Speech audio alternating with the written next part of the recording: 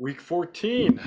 We are just about at the end of the semester, and I hope you've had a good semester overall with this class as well as other classes. At this point of the semester, I like to make sure that taking our biomechanics and starting to fit it into sport application. So why take this class as a required class as your undergraduate degree in kinesiology, or maybe it's some other degree that you're taking that this is a required class. And biomechanics, as you hopefully have picked up from me throughout the semester, it's a tool and it's a way of thinking about human performance. And we have some math tools, some physics tools that we can apply to understand human performance or sport performance. But those tools by themselves are not as helpful unless we combine those tools with other areas, whether that be exercise physiology, sports medicine, nutrition, motor learning, motor control. Excuse me. We need the full picture of kinesiology to really understand human performance. Some of you may really take to the content that's covered in this class, the physics of sport. And this is the reason why I tend to gravitate towards calling myself a biomechanist is when I think of evaluating sport performance or human performance or something really related to human movement, my brain typically thinks of an equation first. So if I'm asked, hey, how does someone jump higher? I'm already thinking about the impulse momentum relationship. If I'm asked how to run faster, I'm thinking about things like impact force or some of the kinematics or gait characteristics like stride frequency and stride length. So I'm thinking of equations or mechanical parameters in terms of my first level of answer to a particular question. How do I, whatever human performance we're interested in? And that's my thinking. But I also recognize that I can only go so far in understanding human performance if all I do is rely on mechanics, if all I do is rely on physics. I need to understand energy systems. I need to understand fuels that are being used to that have stored chemical energy, how to take that stored chemical energy and transform it into mechanical energy. So at this point of the semester, I really like to make sure that I'm circling back and talking about biomechanics in the context of human performance. So the presentations this week are not lecture-based material.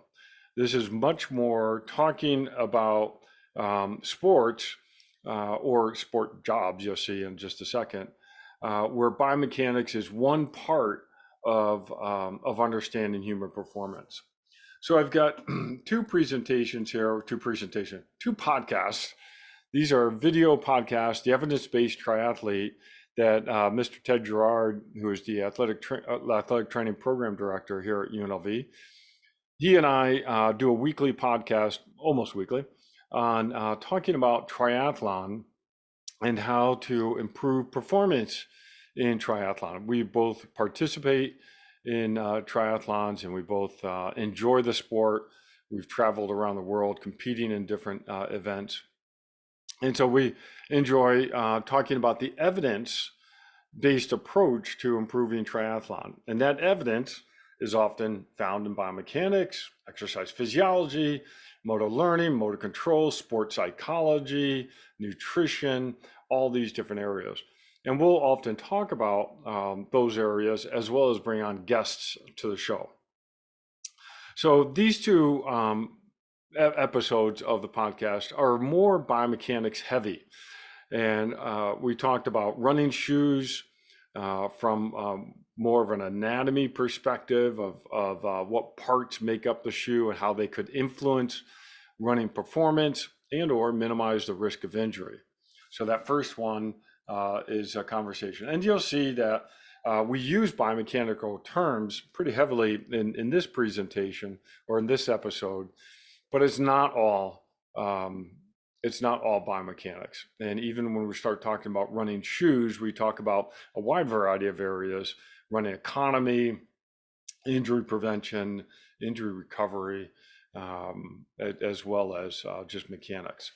Then we also had an episode on aerodynamics. Again, a very biomechanical based subject, and this is mostly applied to cycling.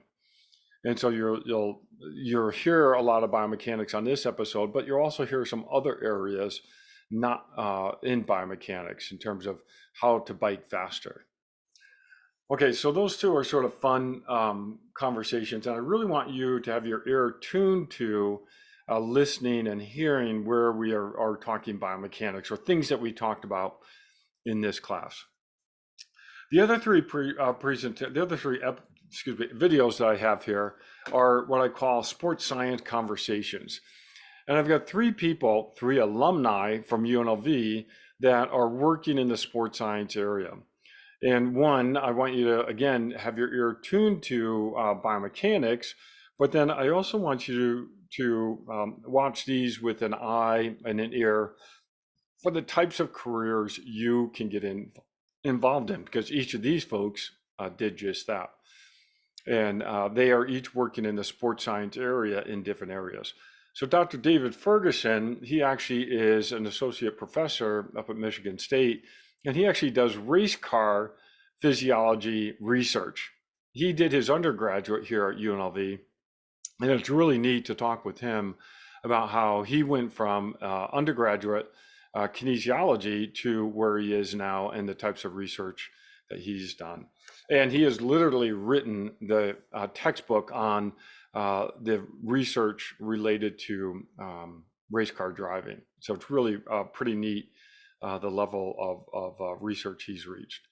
Then I have Dr. Cordero Roche, who is my doctoral student, who is now working in sports science with the New York Mets. I won't hold that against him because I am a Yankee fan still. I grew up in the upstate New York region, and the Yankees were the team that we rooted for.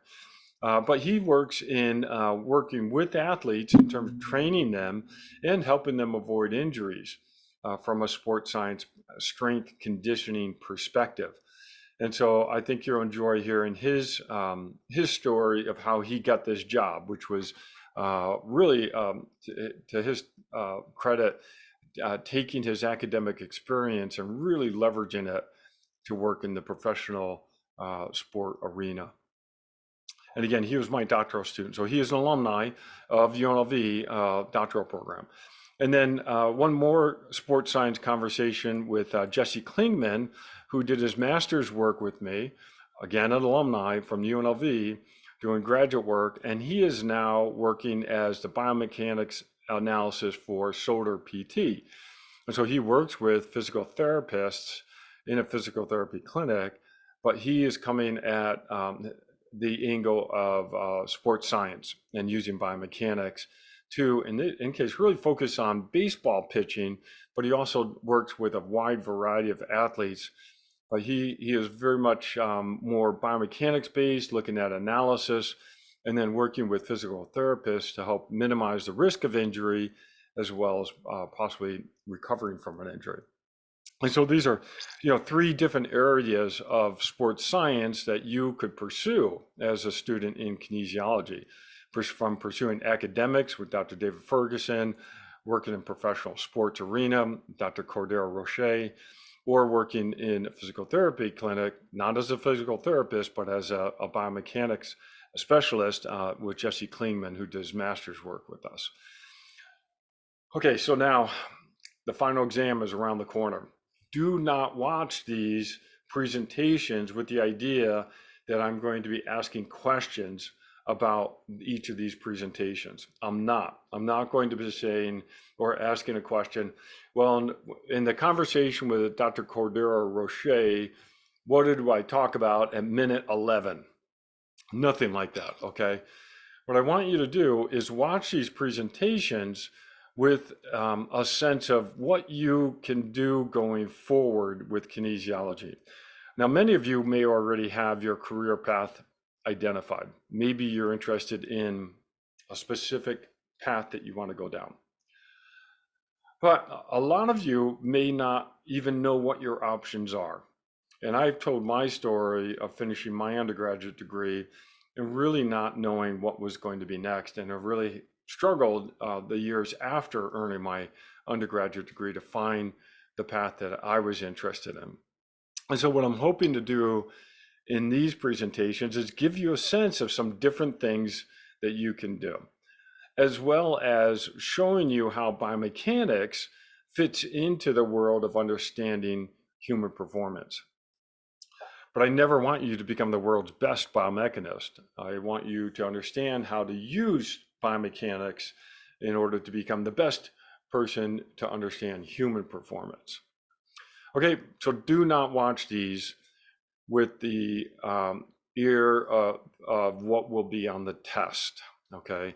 These are much more what I call immersion type videos, where I want you to be listening for the biomechanics content that we've gone over in this class and seeing how that biomechanics shows up in different areas, from maybe race car analysis to working with a baseball team, New York Mets, or working in a physical therapy type setting as an analyst, a sport analyst.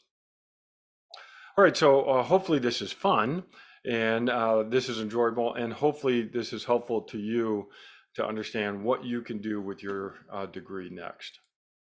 All right, I will have my regular Zoom rooms during the week. Those are great to jump on and talk about any content that we've covered in the semester. The final exam will cover the entire semester, so that's important. And so jump on the Zoom rooms, ask questions, or listen to what other people are asking, and I'll try to provide some more clarity in certain areas. All right, thanks everybody.